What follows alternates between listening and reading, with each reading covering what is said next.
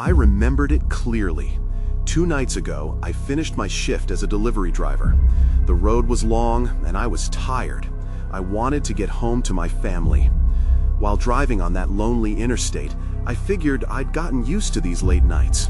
But what happened that night? I can't shake it from my mind. As I drove, the quiet felt heavy. I passed gas stations, but they were miles apart. I felt my eyelids getting heavy. To fight sleep, I turned up the radio. That's when I heard it, a shaky voice crackling through the static. It sounded like a fellow trucker. He was panicking, talking about shadows and something following him. I tried to ignore it, thinking I was just tired, but a chill went down my back. I pressed on, heart racing. My headlights cut through the darkness, but I felt eyes on me. Around midnight, more voices came through the radio. Other truckers were on the same frequency, and they were frantic. They talked about mechanical issues. One of them mentioned pulling over to check his engine and finding nothing wrong. Another voice whispered about someone standing too close to the side of the road. That's when I saw them. Shadows flickered at the edge of the light, dancing in and out of view. I figured it was just my mind playing tricks on me. My palms started to sweat on the wheel. The cold air rushed inside the cabin. Something was off, but I didn't understand what. Then the radio buzzed again. The next voice was urgent. "You can't trust anyone," it yelled. "Just keep driving." I scanned my surroundings, tension creeping in.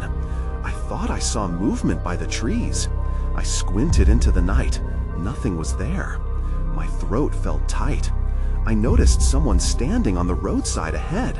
I slowed my truck. Was it a hitchhiker?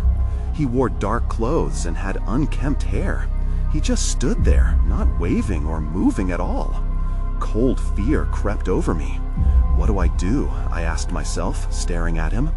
My instincts screamed to keep going, but I couldn't move. As I pressed the gas pedal, my truck jolted forward. I could feel him watching me pass. It was unsettling. Suddenly, the radio crackled with a voice. "Get away from him!" The urgency hit me hard. I yanked the wheel and took the next exit, praying to be safe. Silence fell around me then. Just me and the empty road. But I felt anything but alone. The weight of something out there still hovered. I couldn't shake the feeling that I was being watched. I drove on, my heart racing and the shadows whispering behind me. I'm still haunted by what happened that night. Every trucker's voice, every shadow, and every warning plays in my mind. What was out there? I don't know if I'll ever feel safe on that stretch of road again. The next morning, I woke up early. I couldn't shake off the dread from last night. Half dreaming, I thought about the truckers' voices in those shadows. I tried to tell myself it was just fatigue, but deep down, I knew something had happened. I decided to go back to that stretch of road. It felt insane, but I needed to confront it. Maybe I could find the hitchhiker again, or at least get some answers. I packed a few snacks and filled up my tank. As I drove toward the interstate, my mind raced with unanswered questions. Did anyone else see the shadows? Was the voice just a prank? When I arrived at the spot where I had seen the figure, it was eerily quiet. The sun hung low, casting long shadows across the road. I parked my truck at the same spot. I looked around, but there was nothing. Just empty fields and tall trees lining the road. But then I noticed something on the ground. Pieces of tire treads scattered across the gravel shoulder. My heart skipped. I pulled over, stepping out to get a closer look. This wasn't just any tire debris. It looked fresh. My gut twisted. What had happened here? I decided to walk along the roadside, scanning for any signs that might explain the scattered tread. I still didn't like the heaviness of the air. It felt charged, as if something was waiting for me to uncover it. That uneasy feeling crawled back into my mind. What if someone was out there, watching? I remembered the radio voices warning me, "You can't trust anyone." My instincts screamed at me to leave, but curiosity pushed me forward. Then I saw something glinting in the grass. I knelt down, pulling back some weeds. It was a small, beat-up license plate. The number didn't match any I recognized. Suddenly, a voice cut through the silence. "You shouldn't be here." I froze, heart racing. I turned, and there he was, the hitchhiker. Only now, he wasn't just standing beside the road. He was closer, too close. His face was pale, and his eyes looked wild. "Get out of here," he shouted. "It's not safe." I stumbled back, trying to take in what he was saying. "What are you talking about?" I stammered. He stepped toward me, his hands trembling. "You saw it, didn't you? The shadows?" Before I could respond, he glanced over my shoulder, eyes wide. "You have to run." Instinct kicked in before I could think. I turned and sprinted back to my truck, adrenaline surging. I glanced back, but the hitchhiker was gone.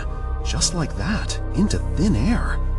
As I clambered back into my cab, I felt the weight of something behind me. I didn't look back to see whatever it was.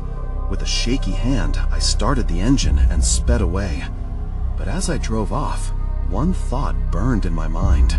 I had to know who he was, and more frighteningly, what really lurked out there on those dark roads. Drove for a while, trying to shake off the encounter. The road stretched ahead, but it felt like I was trapped in a loop. I pulled over at a nearby diner, hoping the coffee would clear my head. As I sat at the counter, I glanced around. The place was empty, except for a couple of truckers seated at the far end, their hushed voices blending with the low hum of the fluorescent lights. I couldn't help but eavesdrop. Their conversations sounded intense but fragmented. Words like missing and shadows caught my attention. Feeling bold, I leaned closer. "What do you know about the shadows?" I asked, not caring how desperate I sounded. One of the truckers looked up, eyes slick with caution. "You should stay out of it, kid," he said. "You don't know what you're asking about." I pressed on, needing to understand. "But I saw something. I saw a guy, a hitchhiker." The other trucker shot a glance at his partner before leaning in. "You don't want to mess with that. It's a bad road. Lots of strange things happen out there." I felt a chill run down my spine. "Like what?" "People vanish," the first trucker replied, his voice dropping to a whisper. "A few miles from here, one of our own just disappeared. No trace, just gone."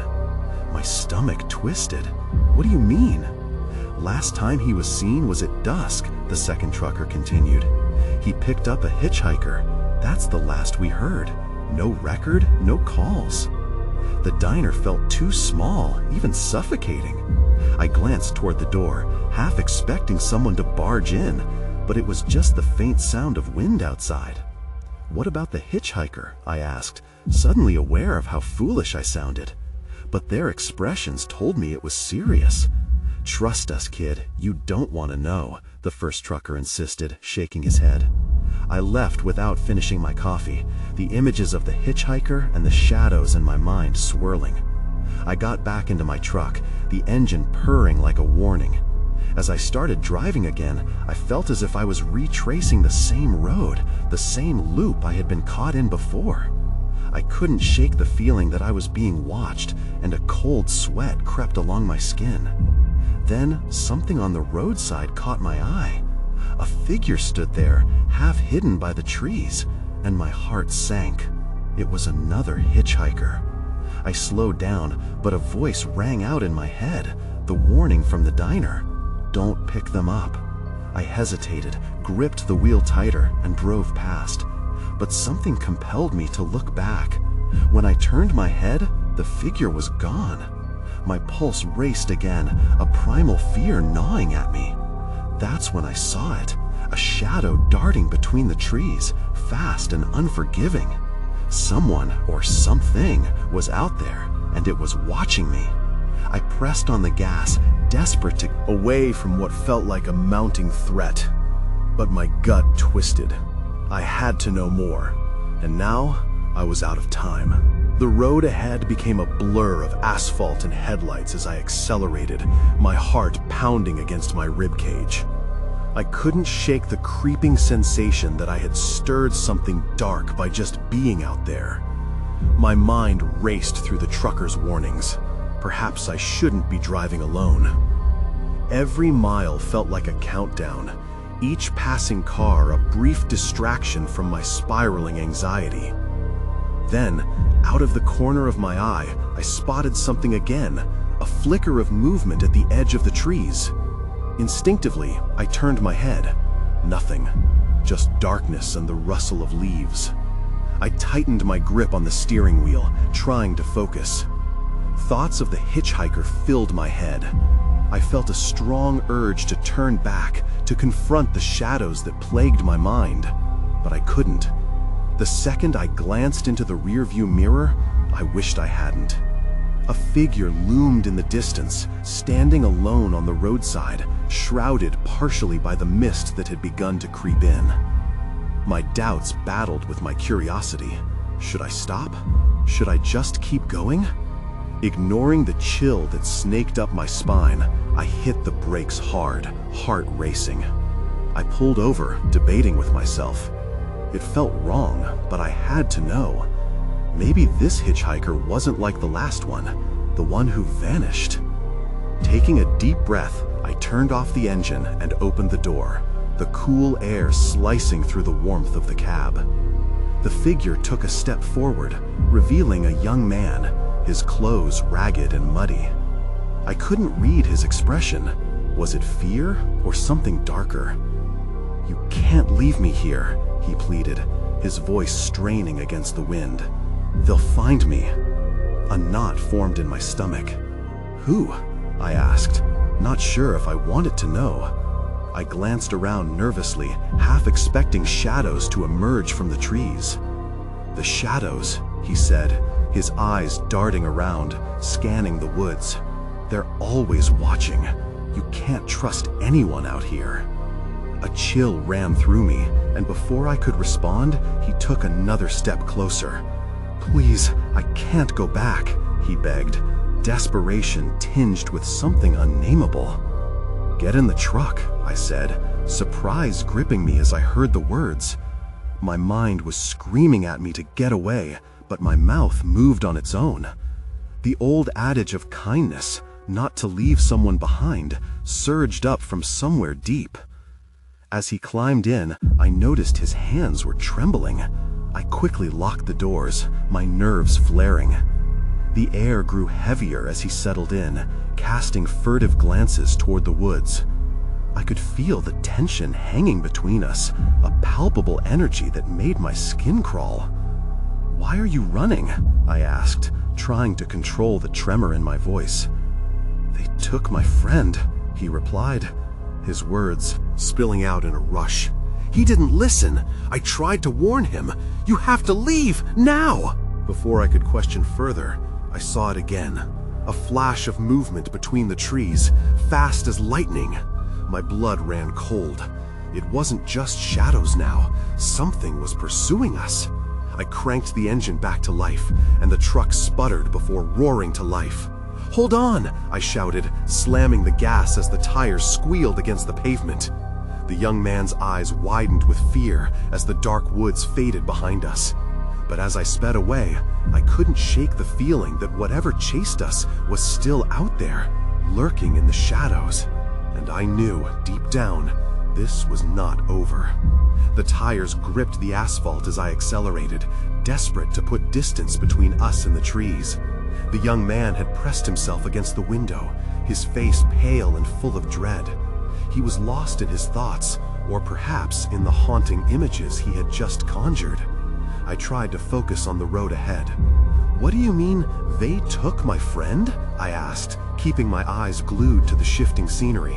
"They're not just shadows. They come out at night," he murmured, trembling. "They lure people in. You can feel them pulling at you. My friend, he didn't believe me. He went into the woods. I thought I could get him back, but I was too late." My stomach dropped at the word lure.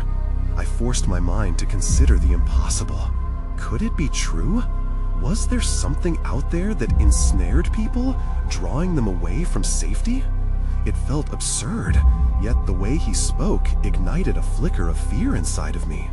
Ahead, the road ran straight and unyielding, illuminated by the golden light of street lamps. I took a deep breath, trying to calm the erratic thoughts. If you're telling the truth, then what do we do? Where do we go? Just keep driving, he said, his voice barely above a whisper. We need to get far from here. Don't look back. I nodded, but a nagging urge tugged at my curiosity. What had happened to his friend? What terror lurked within those trees? Look, I need to know. Are you in some kind of trouble? Did something happen before you got here? I glanced at him briefly, desperate to gauge his sincerity. His eyes darted around like a wounded animal. I can't explain everything, he replied, shaking his head wildly. But if we stop, they'll find us. If we just keep moving. I was starting to regret my decision. As unsettling as it was to have him in the truck, his vulnerability stirred something protective in me. But to leave everything behind? That's when I glanced into the rearview mirror. A dark shape flickered in the distance, just beyond the reach of the street lamps. Something was following us. My grip on the steering wheel tightened again. It wasn't the shadows I feared. It was the realization that we were no longer alone. "Who's back there?" I blurted, panic rising in my throat. "The shadows," he said again, his face going ashen. "I told you, they do not give up." I slammed my foot down on the gas. The engine roared and the truck surged forward, barreling past empty stretches of road. The trees faded into the background, but that dark shape in the rearview mirror didn't disappear. It lingered. Suddenly, I saw headlights behind us. Relief washed over me for a fleeting moment, thinking it was another vehicle. But that relief evaporated when the headlights flickered out, replaced by darkness. "Did you see that?" The young man's voice shattered the silence in the cabin. "Yeah, I did," I breathed, feeling the weight of fear settle deeper. "What was that?" He stared at me, eyes wide with terror. "It's coming. They'll come for you, too." Before I could respond, a loud bang echoed from the back of the truck, and I flinched. My heart raced. "What was that?" "I don't know," he shouted, panic in his voice. "Drive faster! They're close!" I pressed the accelerator harder, but dread coiled in my stomach. Whatever haunted him was now right on our tail, closing in on the remnants of safety we had clung to. The truck lunged forward, engines roaring, and out of nowhere, the lights flashed again. This time, they illuminated a figure standing at the edge of the road, illuminated in the harsh light of my headlights. I gasped. This wasn't over, not by a long shot. We were trapped in a chase I didn't understand, and every second brought us closer to whatever lurked beyond the fading glow. The figure at the edge of the road looked almost human, but something felt distinctly off. It stood still, dressed in dark clothing that seemed to absorb the light, blending into the night around it. I swerved to avoid it, heart racing, but the moment I moved, I felt a strange pull, as if I was being yanked back toward the shadows. "Don't look!" the young man screamed, his voice sharp against the din of the truck. I forced my gaze back to the road, hands white-knuckled around the steering wheel. "I'm trying!" Then I heard it. Whispers. They slithered through the air, barely audible, but undeniably there. I couldn't understand the words, but the tone was chilling, inviting and malevolent all at once. My mind raced as fear clawed at my thoughts. Could I even trust him? What if this was part of the lure? Are they trying to talk to us? I managed to say, my throat dry. "Just keep driving," he shouted again, but his urgency felt frantic, almost desperate. "They don't want to be ignored. If you ignore them, they'll get angry." Another bang reverberated from the back of the truck, followed by a low growl that seemed to vibrate through the metal frame. Whatever was following us was getting closer. and it felt like their patience was wearing thin.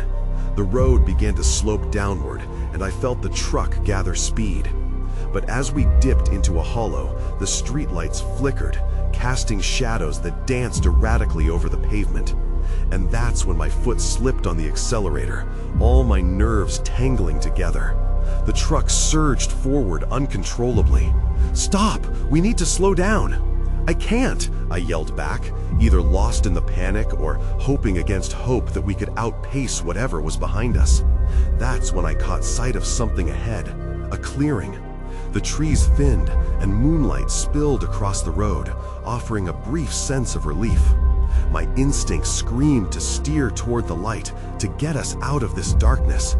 As we burst into the clearing, I finally dared to glance in the rearview mirror. That dark shape? It was closer now, wings stretched wide, a looming figure neither entirely human nor beast.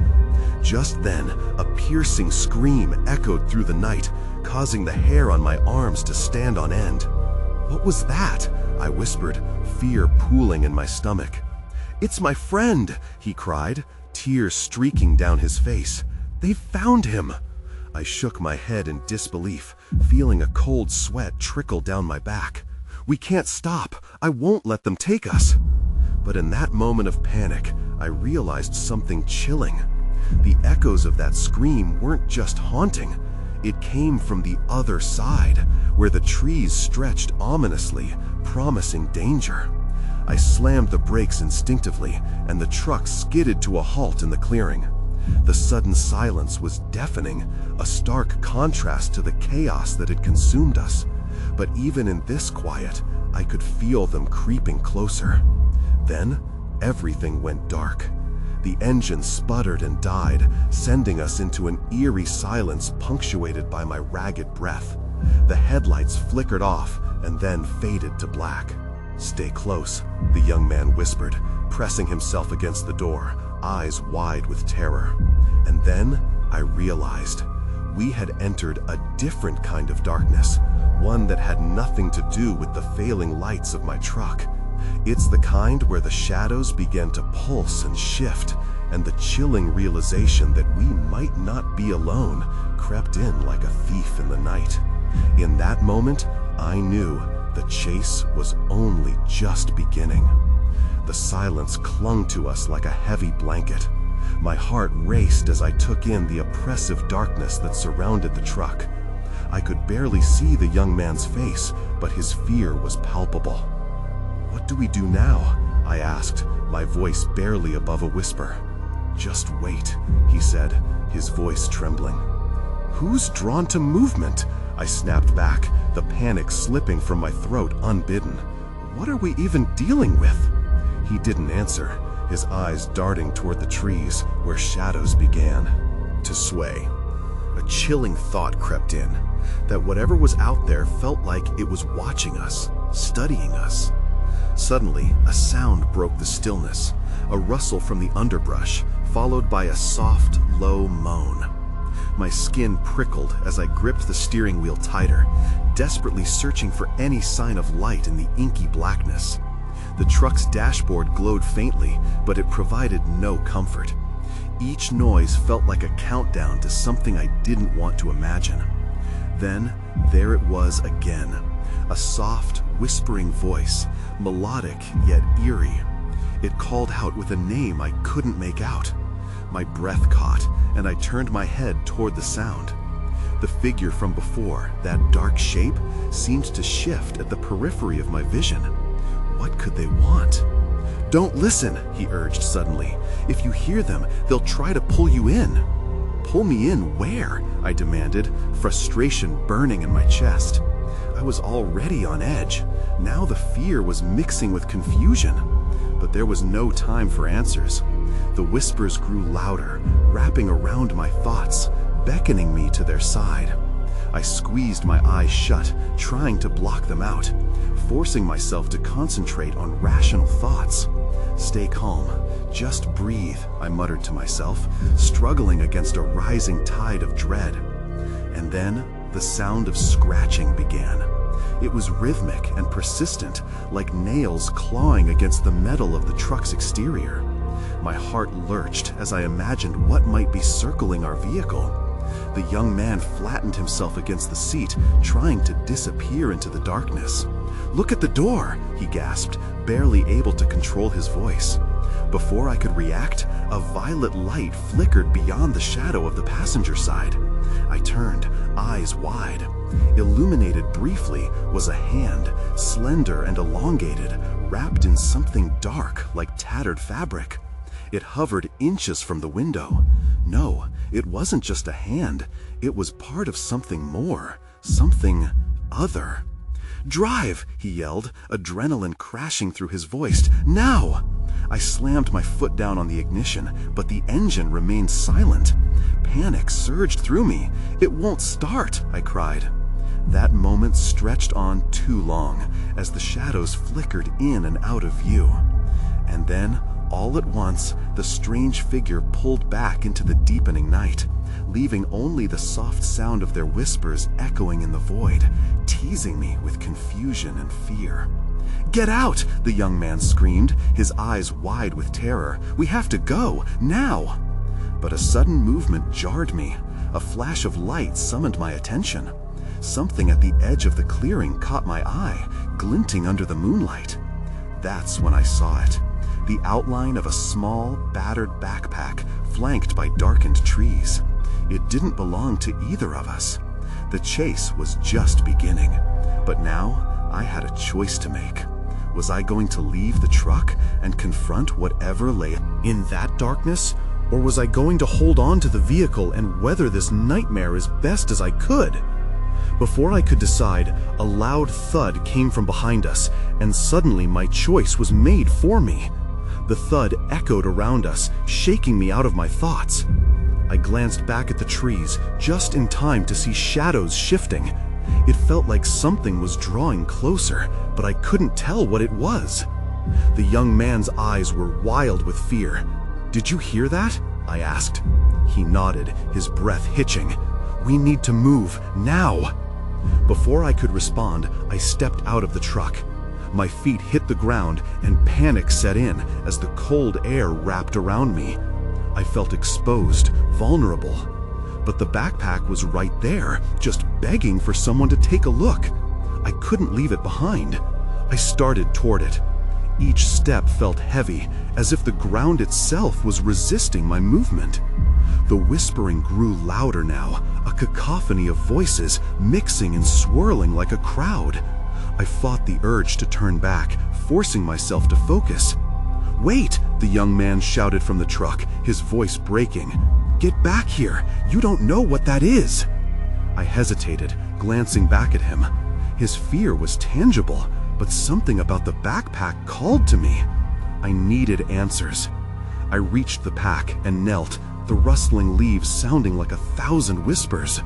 I fumbled with the zipper, the metal cold against my fingertips. Inside, I discovered random items: a frayed map, a half-burned candle, and a small hand-carved figurine of a screaming face. Each object felt trapped in time, each silently screaming for a past.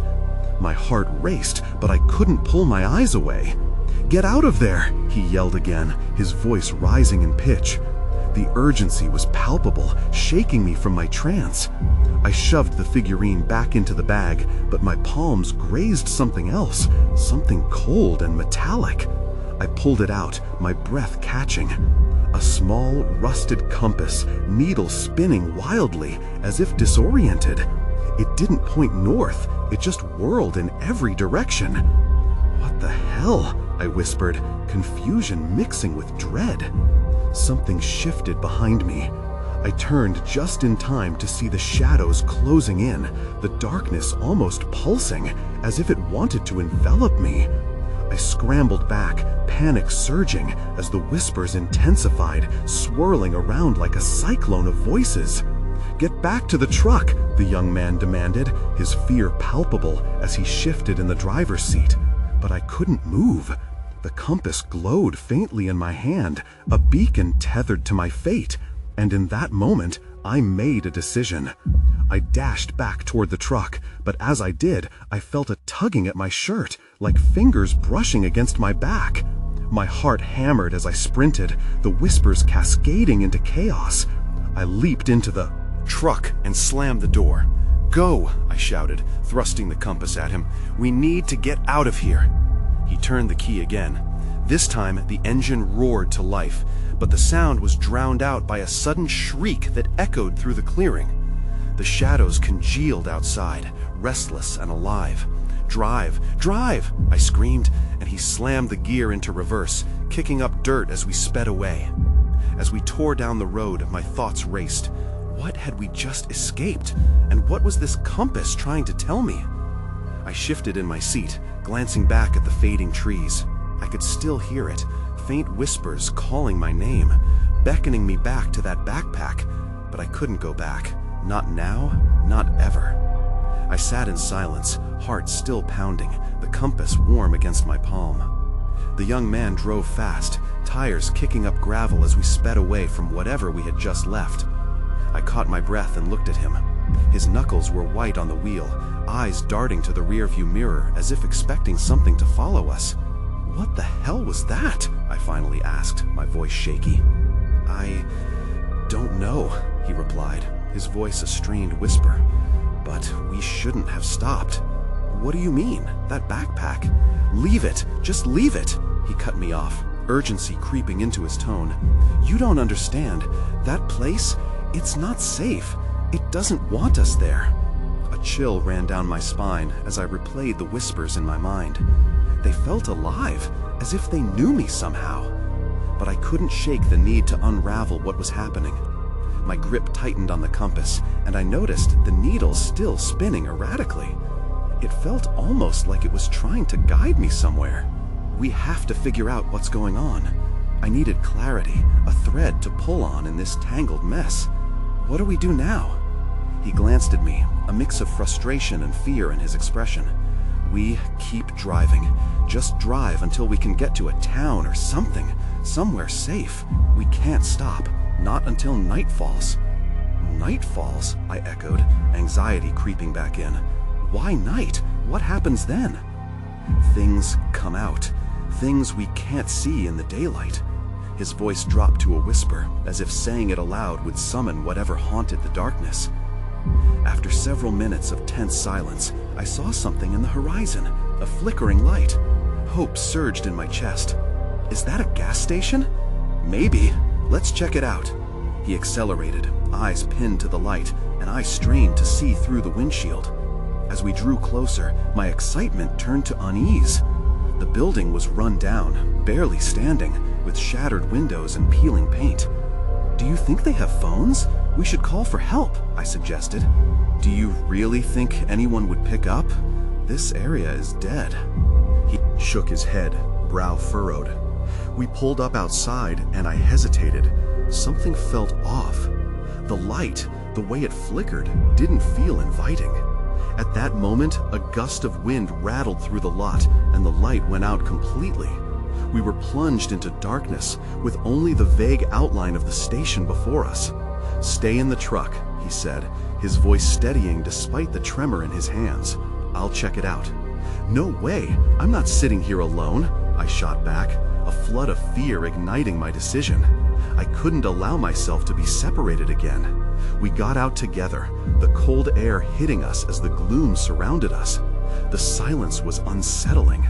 There was no buzzing of insects, no rustling of leaves, just the sound of our footsteps against the gravel.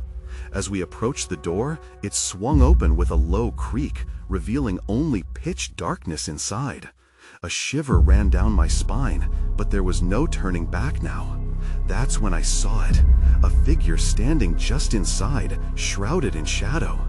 And then the whispers, clearer now, sharper, like 1,000 voices pressing against my mind. "Get out," they chanted, "get out." I stepped back, eyes wide as the figure moved toward us. My heart skidded to a stop. I stumbled back, nearly tripping over myself. The figure was closer now, its features obscured by shadows, but somehow I sensed its anger. "Get out," it echoed, its voice layered with an otherworldly chill I could feel in my bones. The young man beside me pressed his body against the truck, fear etched across his face. "We shouldn't be here. We need to leave," he urged, his eyes scanning the darkness beyond the looming figure, as if it could vanish into the trees forever. "Drive," I shouted, my heart pounding in my throat. We bolted back toward the truck, but my feet felt like lead. Whatever was in there had a hold on me. I could almost hear the wind shouting, "Stay, stay." "No," I roared, breaking the spell that threatened to drag me in. I leaped back into the cab while he hopped in beside me, slamming the door shut like a lifeline. "Start it up!" I was nearly screaming now, images of us being swept away flashing like a montage in my mind. "Come on, come on!" The engine sputtered for agonizing seconds before roaring to life, and I peeled onto the gravel road. From the rearview mirror, I caught a glimpse of the figure, eyes glowing like a predator, still beckoning me to the darkness. As we sped away, the whispers amplified, a chorus mixed with a chilling sense of urgency. "You cannot escape," they chorused, echoing against the truck's metal shell. My skin prickled. "They're coming for us. We'll lose them. We have to find somewhere safe. Trust me," he said, frantic but resolute, as I kept my foot pressed on the gas. Yet every second felt like we were being pursued, the shadows twisting and elongating behind us like clinging vines. We drove for miles, the landscape an endless blur of trees and darkness, with only the reflection of dim moonlight illuminating the path ahead. "What do we do?" I gasped between breaths, grateful to feel my own pulse thrumming, a reminder that I was still alive. He glanced at me, and for the first time I saw a flicker of determination in his eyes. "We need to find a place to barricade ourselves inside, something solid." His words hung like a prayer in the air, but with every passing moment it felt increasingly like a gamble. Then, as if summoned by our desperation, we saw a flickering light ahead, a small cottage nestled amidst encroaching trees. My heart leapt for a second, a sense of hope swelling. Could that be safe? "Let's check it out," he said, his voice steady but laced with apprehension. I took a deep breath, debating if we should risk it. Shadows skittered along the edges of the road as if they were being stirred awake. I parked outside the cottage, and we scrambled out together, glancing over our shoulders as we approached the door.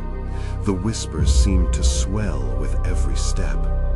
"This is it," he said, and my gut twisted as he reached for the handle. The air felt static, as if it held its breath for what was about to unfold. The door creaked open, showing a dimly lit hallway, remnants of old furniture scattered haphazardly. Dust motes floated through the air like apparitions doing a slow dance. "It looks abandoned," I murmured, though dread pulsed through my veins. "Maybe that's a good thing," he said, inching inside. But before I could follow, I felt that presence hovering just outside, lingering in the shadows behind me. "Get inside," he urged. Suddenly, a loud thud erupted from the back of the cottage. Panic surged like a cold wave crashing over me. "What was that?" I gasped, scanning our surroundings. "Close the door," he shouted. But I hesitated, drawn toward the ominous figures that flickered in the darkness at the edges of the property. My instinct screamed for escape, yet an invisible tether anchored me. Finally, I stepped inside and slammed the door shut, locking it tight. We can't stay here long.